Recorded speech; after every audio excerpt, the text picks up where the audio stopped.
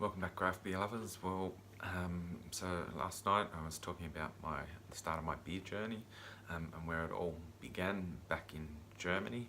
And I'm going to start taking you through some beers as well. Now this is a series of beers, and I think I just sort of gave you a brief look at it last night.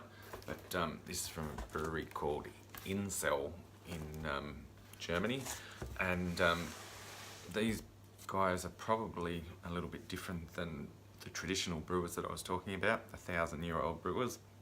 They're doing stuff that's a little bit more, a little bit different, and just you only have to have a look at the bottle or the packaging to see that it's quite different.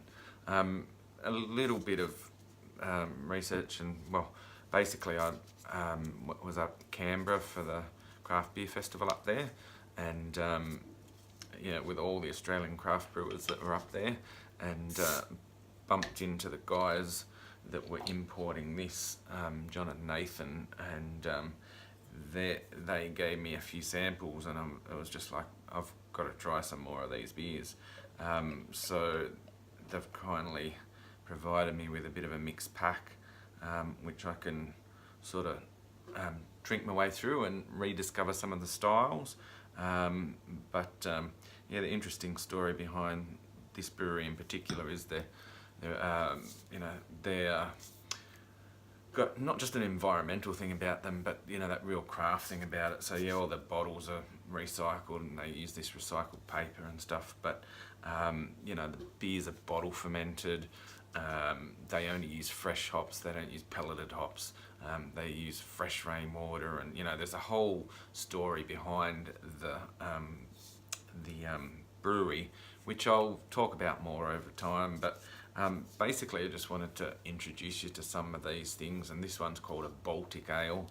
I have been talking about lagers, and there are obviously some lagers in amongst all of this as well, which I'll be sharing later, but this one's a Baltic Ale, which from what I can figure out is basically like it's a bit of a Belgian style ale, and it smells a little bit yeasty and a little bit spicy. That's what it looks like in the glass. Very foamy head, beautiful looking head.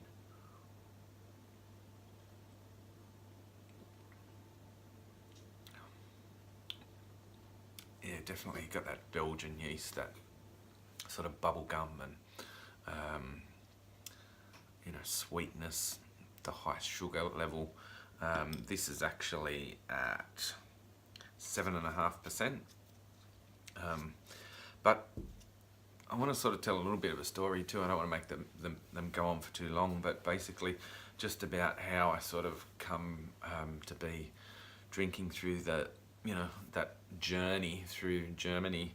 But it was a real eye-opening experience for me, finding that beers could be so different than what I was used to drinking, the traditional lagers in Australia. And there's so many different style lagers, and I've been following some guys on YouTube recently in the UK, and they've been doing some awesome stories about lagers and reviving lagers, and they've been in the Czech Republic talking about Pilsner and Pilsner Urquell. So I just want to sort of, I'll probably bang on a little bit about it, but I just want to get people thinking about those styles, the European styles, particularly the lagers, even though this one's an ale, and just start thinking, okay, yeah, we've got an awesome craft beer industry in Australia, yeah, we're punching out some great ales, but start thinking about some of those German beers, some of those European beers, some of those awesome lagers. And I don't want that to take away from the Australian craft beer industry. I don't want you to stop drinking great Australian fresh craft beer, but think about where it's come from and the history, and I think it plays a big part in bringing us to where we are today.